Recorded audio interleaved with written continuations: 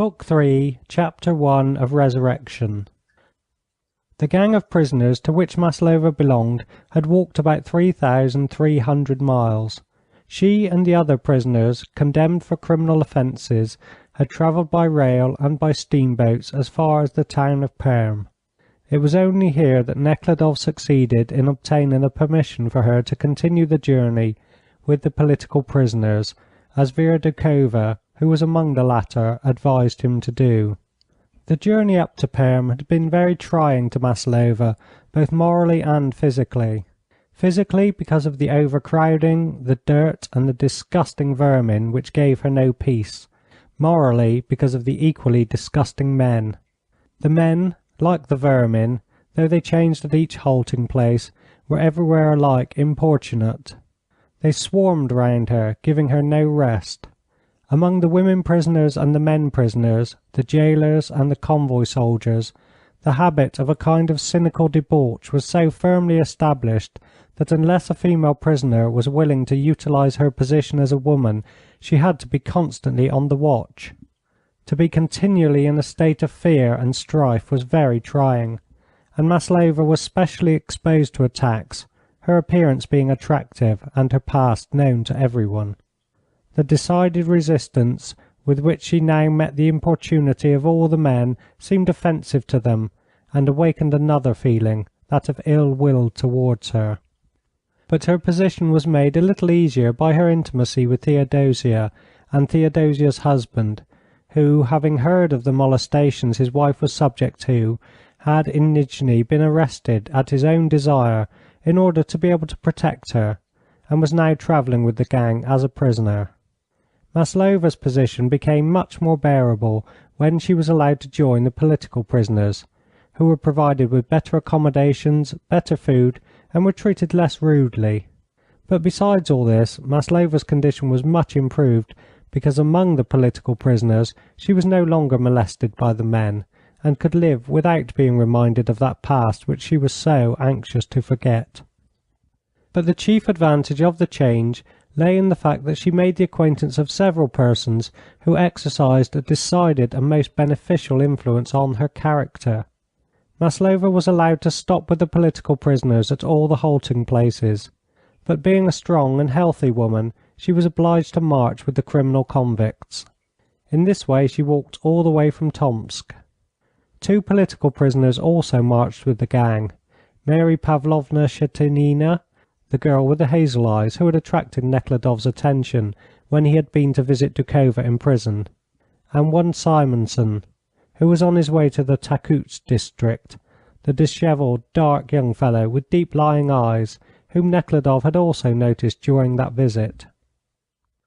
Mary Pavlovna was walking because she had given her place on the cart to one of the criminals, a woman expecting to be confined, and Simonson because he did not dare to avail himself of a class privilege. These 3 always started early in the morning, before the rest of the political prisoners, who followed later on in the carts. They were ready to start in this way just outside a large town where a new convoy officer had taken charge of the gang. It was early on a dull September morning. It kept raining and snowing alternately, and the cold wind blew in sudden gusts. The whole gang of prisoners, consisting of 400 men and 50 women, was already assembled in the court of the halting station. Some of them were crowding round the chief of the convoy, who was giving to specially appointed prisoners money for 2 days' keep to distribute among the rest, while others were purchasing food from women who had been let into the courtyard. One could hear the voices of the prisoners counting their money and making their purchases, and the shrill voices of the women with the food. Simonson, in his rubber jacket and rubber overshoes fastened with a string over his worsted stockings, he was a vegetarian and would not wear the skin of slaughtered animals, was also in the courtyard, waiting for the gang to start. He stood by the porch and jotted down in his notebook a thought that had occurred to him. This was what he wrote: "If a bacteria watched and examined a human nail, it would pronounce it inorganic matter, and thus we, examining our globe and watching its crust, pronounce it to be inorganic. This is incorrect. Katusha and Mary Pavlovna, both wearing top boots and with shawls tied round their heads, came out of the building into the courtyard, where the women sat sheltered from the wind by the northern wall of the court, and vied with one another, offering their goods: hot meat pie, fish, vermicelli, buckwheat porridge, liver, beef, eggs, milk. One even had a roast pig to offer. Having bought some eggs, bread, fish, and some rusks, Maslova was putting them into her bag, while Mary Pavlovna was paying the women, when a movement arose among the convicts. All were silent and took their places. The officer came out and began giving the last orders before starting. Everything was done in the usual manner. The prisoners were counted, the chains on their legs examined, and those who were to march in couples linked together with manacles. But suddenly the angry, authoritative voice of the officer shouting something was heard. Also the sound of a blow and the crying of a child. All was silent for a moment, and then came a hollow murmur from the crowd. Maslova and Mary Pavlovna advanced towards the spot whence the noise proceeded. End of chapter 1 of book 3.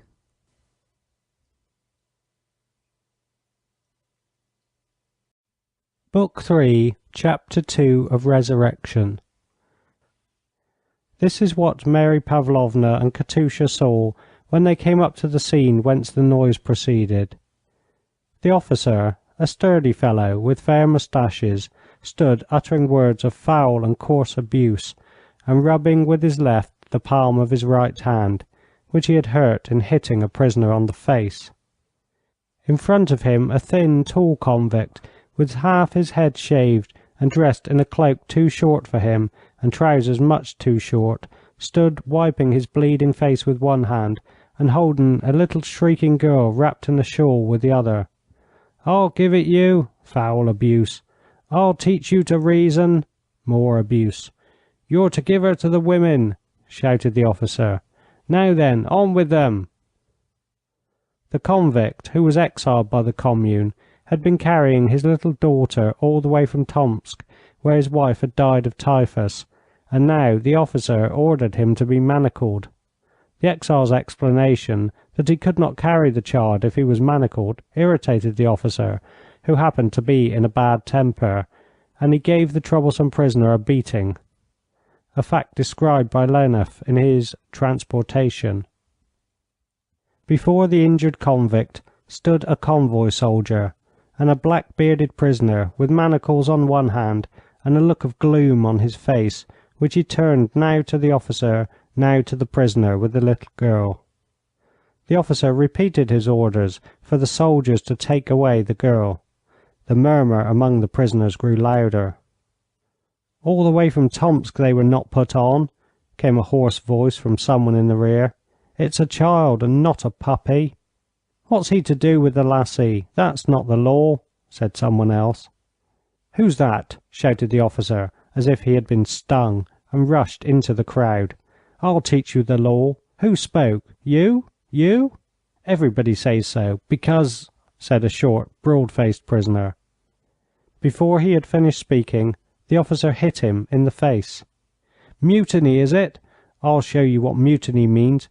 I'll have you all shot like dogs, and the authorities will be only too thankful. Take the girl." The crowd was silent. One convoy soldier pulled away the girl, who was screaming desperately, while another manacled the prisoner, who now submissively held out his hand. "Take her to the women," shouted the officer, arranging his sword belt. The little girl, whose face had grown quite red, was trying to disengage her arms from under the shawl, and screaming unceasingly. Mary Pavlovna stepped out from among the crowd and came up to the officer. "Will you allow me to carry the little girl?" she said. "Who are you?" asked the officer. "A political prisoner." Mary Pavlovna's handsome face, with the beautiful prominent eyes. He had noticed her before when the prisoners were given into his charge. Evidently produced an effect on the officer. He looked at her in silence as if considering, then said: "I don't care. Carry her if you like." It's easy for you to show pity. If he ran away, who would have to answer?" "How could he run away with the child in his arms?" said Mary Pavlovna. "I have no time to talk with you. Take her, if you like." "Shall I give her?" asked the soldier. "Yes, give her." "Come to me," said Mary Pavlovna, trying to coax the child to come to her. But the child in the soldier's arms stretched herself towards her father and continued to scream and would not go to Mary Pavlovna. "Wait a bit, Mary Pavlovna," said Maslova, getting a rusk out of her bag. "She will come to me." The little girl knew Maslova, and when she saw her face and the rusk she let her take her. All was quiet, the gates were opened, and the gang stepped out. The convoy counted the prisoners over again. The bags were packed and tied onto the carts, the weak seated on the top. Maslova, with the child in her arms, took her place among the women, next to Theodosia.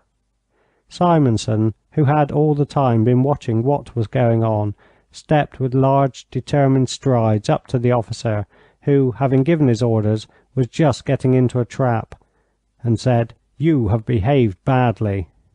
"Get to your place. It is no business of yours."